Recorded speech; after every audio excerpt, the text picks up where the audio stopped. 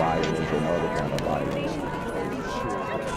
Get away! I could be at work, in school, in my car, I can still get shot by the police. I can get shot anywhere. So it is what it is.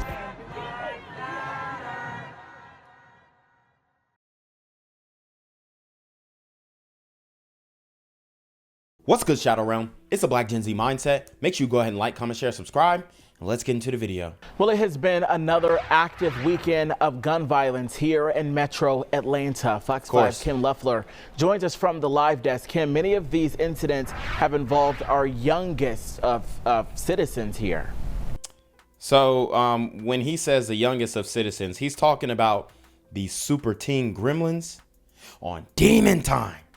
And yes, unfortunately, we do have a lot of youngins out here in these streets getting active, wreaking havoc.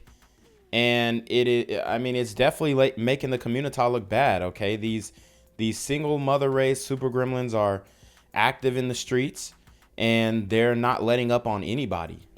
Yeah, that's exactly right. And those weren't the only cases of gun violence we saw in Metro Atlanta this weekend. Now some organizations working to prevent violent crimes in their community are strengthening their call for something to be done. Overnight Saturday, 2 people on Lee Street were shot when police say an argument ended in gunfire. On Saturday afternoon, an 8-year-old was shot in Fayetteville when police say a man fired a weapon inside the home, hitting the child in a separate room. In DeKalb County, police are investigating a double shooting Sunday afternoon that left 1 man dead and another critically injured. Those are just some of the cases involving guns in Metro Atlanta in the last 48 hours. We absolutely believe that gun violence in Georgia is a public health crisis and that we need to address this as a public health crisis. It's interesting coming from the blue-haired feminists when we know that obviously she's going to blame it solely on the guns. She's not going to hold these super gremlins accountable at all. And I mean, it's a you know, who'd she vote for, right? It's really the reality. A lot of these feminists, a lot of these women, a lot of these people in the community, they voted for this. The leftists, whatever you want to call it, they're the ones who voted for this. Using the same framework that we use for any disease state public health crisis. Now advocates say what we saw over the weekend is another example of the need for change at the state level. We have been asking under the dome, our General Assembly, to at least study the crisis in Georgia. Let's actually get Georgia numbers. Let's actually know where are the pockets of violence, where is this happening most, who's most affected. Many organizations have been taking action and pushing for change in recent weeks. Earlier this week, faith leaders kicked off prayer walk initiatives that began over the weekend with the goal to address violence in the community. From this day going forward, this We Care initiative is about bringing about the change. We're getting ready to trouble the city. And advocates say the impact of crimes like this can at times. I gotta stop him right there. I'm sorry, but the prayer walk is not gonna help. It's not gonna help at all because these super gremlins, they don't believe in God like that. These super gremlins are on demon time, so they're gonna do what thy will. They're gonna do whatever they want to do. Okay. So it really starts at the home. You got to get them very young, elementary school. So otherwise, you know, they're going to have to bump their heads. OK, and by bumping their heads, I mean probably shooting somebody in the face, not facing accountability at that time, you know, getting away with certain things in their lives and then later on getting caught up in all of the things that they've been involved with, kind of catching up to them. At that time, they lose 30, 40 years of their life. OK. Times be long lasting. That's why we see this as a public health crisis. It's affecting the physical health of the citizens of Georgia. But I do know from this day going forward, this Atlanta, on Friday night, 9 children were injured in a shooting at a Columbus, Georgia gas station. At the live desk, Kim Luffler, Fox 5 News. Police are on the scene of a deadly shooting in southeast Atlanta. It happened in the store parking lot on Jonesboro Road. And Channel 2's Brian Mims is live there on the scene with what police are telling you right now. Brian. Good morning, Fred. This is the Little Bear Food Mart on Jonesboro Road. Police cleared the scene within the past hour, so we have some video from earlier in the morning to show you what it looked like. The call came around 1:30 in the morning about a person shot. Homicide Commander Jermaine Dearlove told us when officers arrived, they found a man shot to death in the parking lot. Damn. He's currently, that other involved party is at police headquarters right now, being interviewed by investigators to get a understanding of what occurred and what led to the shooting incident. He says an escalating dispute between the suspect and the victim that started inside the store led to the shooting. Police have not released any names, but they do have a person of interest they are questioning. Police say the suspect and the victim each had a gun. They described the victim as a man in his early 30s. Again, it happened here in the parking lot of the Little Bear Food Mart. Suspect and victim each had a gun. You know, a ninja moment gone wrong. I can't say the real world, even though, you know, other YouTubers get to say what they want. No censorship. I'm trying to keep it clean. I have reapplied for monetization, so I'm pretty sure they're going to put me on probation for the whole 30 days to see if I slip up, and I ain't going to do it. I ain't going to do it, y'all. But, yeah, I mean, it's not a good look. It's not a good look. Ninja moment gone wrong. Obviously can happen at any time.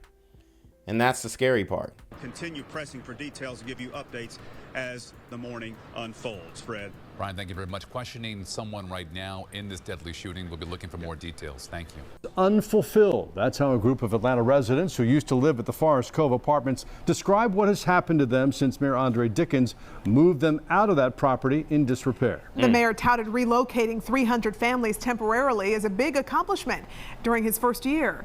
Fox 5's More Stiggs shows us the emotional appeals from some of those residents who say their lives are still not on a solid footing. Wow. So Andre Dickens basically removed, displaced, if you will, individuals in a condemned apartment complex, condemned based off of many reasons, you know, infrastructure, violence, whatnot. And, you know, these people were apparently supposed to get, I guess, some extra assistance in moving, and they were not able to get it. So we're catching up with them to see where they're at and see what they actually received. They're called the Forest Cove Apartments, and what was done out there was a signature accomplishment for a district council member as well as Mayor Dickens. But those residents who were moved say they were promised a number of things. Right now, promises unfulfilled. These closed Atlanta apartments had deteriorated so badly, city officials had to step in with a pledge to try to get them rebuilt. So these apartments are just toe up from the flow up. They're trying to rebuild them. I think you should just tear the whole thing down, start anew. But these people were not keeping up with this building, whoever owned it and the residents alike. And find temporary spaces for the tenants. They sent us out to different places around the area of Atlanta. It ain't working out. Y'all, please let us go back home. Please. And that's the deteriorating state of the community, is that they want to go back to that bando. That's where the community is at today. And look, I mean, look at the residents. I mean, it's full of single women, single black women, single mothers. I don't see how they're begging to go back there. That don't look like a proper residence for a strong, independent woman in her chilling or her cheering. Okay. No wonder these dudes are coming up so grimy nowadays, because They're living in infestation. And I mean, the fact that they're begging to go back is scary. We promise to have transportation for our kids if we wish to keep them in the school district. There you go. Farninger, a lot of, they told us about resources we did not get. My son was able to go to college, and I've been able to do it with these living conditions. I'm hurt. The communication is bad. What you see on news is not happening. Let's give them a round of applause. I asked the district councilman, who immediately met with everyone who came to City Hall last week, about these complaints. There was a myriad of concerns from various people that came. Some were very, specific. I need a MARTA card, or I have not had a lot of communications around, getting furniture or other things resources that they had been promised. The project, which is under federal jurisdiction. So I don't know what all everybody did receive, but at the end of the day, who's paying for this? This is a tax. This is coming off of the taxpayers' dime, y'all. We are paying for. I mean, good. I wish them well. Hope they can move in with some family. But hey, like, how long have y'all had time to get things together? I know it's grimy. I know it's gutter, but I know you was not paying that much rent there. I know you couldn't have been paying over $400. So you had time to stack your bread. It's just the irresponsibility for me. Jurisdiction faces hurdles before residents can possibly return, including the approval of tax credits for construction. They want to come back to their community. They don't want to be forgotten, and we won't forget them. And so the city does own enough land very close to the old Forest Cove in which Atlanta can control the build out, and these residents can come back to their old neighborhood with some patience. It can happen. And they gonna tear it up and turn it to Forest Cove 2.0. I mean, what do y'all think this is? It's gonna be toe up in 6 months. One way or another. From downtown Atlanta, I'm Morris Diggs, Fox 5 News. Yo, what's good, BGZM News 17 family? I'm at the corner of Jesse Jackson and Marcus Garvey, and I got some bad news for you. As you can see, I lost my job. I'm out here living in cardboard boxes outside of boarded up vacant homes. YouTube said I'm done getting money out here in these streets. They even took my funky ass suit. So anything right now would help. So go ahead and hit that Cash App, hit that PayPal, hit that GoFundMe. Hell, cop the merch. Or if you want to make the long-term commitment to the Jinquavius Jackson Fund, join the Patreon so that I can continue to put out top-notch content each and every day. Also, check out the Rumble, where there is absolutely no censorship. Link in the description box below. Hey, yo, ain't that nigga Jinquavius? Yo, I recognize. No, that's not me no more. Hey, yo, run your pocket. Y'all tell me what they say. Do the opposite of Antonio Brown and take What all your more do you want from me? A Villa Rica mother is devastated tonight after someone shot and killed her son outside of his car while his 10-month-old daughter was just feet away in the back seat. Wow. Atlanta police are now actively looking for the shooter, while the 20-year-old Georgia State student's mother is talking to Fox 5's Angelique Proctor. Angelique is joining us live from Zone 4 Police Headquarters in Atlanta. And Angelique, another mother getting this devastating news. Absolutely, Christine. She says her pain is just indescribable. As you can imagine, she's going through a whole lot of emotions right now, but a rare and courageous move. She says she will forgive her son's killer. Where's my son? Where's my son? And they wouldn't answer me directly. Mom Tiffany Marsh shares a disturbing call from Atlanta police Friday evening, summoning her to Children's Healthcare of Atlanta at Hughes Spalding to get her 10-month-old granddaughter.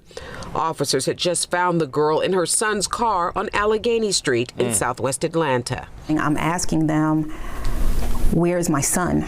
because my son had her. A detective broke the heartbreaking news that her son, 20-year-old Julian Kolb, was dead. I screamed, I yelled, I cried. I couldn't get to Hugh Spalding quick enough. Man, and I feel for this woman. I feel for this mother. You see, guys, a lot of these single mothers are losing their kids just like that to the streets. I don't know what he was involved with. Obviously, we live in a manufactured ops culture where people are manufacturing ops online. I've told you this before. So things like this are somewhat bound to happen, and it's very sad to say. But at the end of the day, like I said, man, earlier, we're voting for this. We keep pushing these woke agendas, woke policies, and it's ending with black bodies on the street. What seemed to have happened? I don't know. They're actively investigating. Atlanta police say the deadly shooting happened at around 5:30 in a normally quiet neighborhood off Cascade Road. Miss Marsh says her granddaughter was in the back seat of the car. She has questions for the person who pulled the trigger. The first thing I would say is, why'd you take my baby? What did he do that was so bad that you had to take his life? And I would also ask that you please turn yourself in. This was a son, he was a father, he was a student, he was loved, he had a job. Lastly, the mother of 4 courageously says, so in order for me to be forgiven, I have to forgive others. So I forgive you.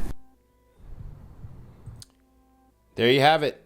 No solutions. She's already forgiving the guy who deleted her child, and the body hasn't even cooled off yet. I mean, what are we doing, community? And Ms. Marsh is asking anyone that has information to please come forward. Right now, Atlanta police have made no arrests. In Southwest Atlanta, Angelique Proctor, Fox 5 News. All right, Angelique, thank you so much. Gang violence and other kind of violence.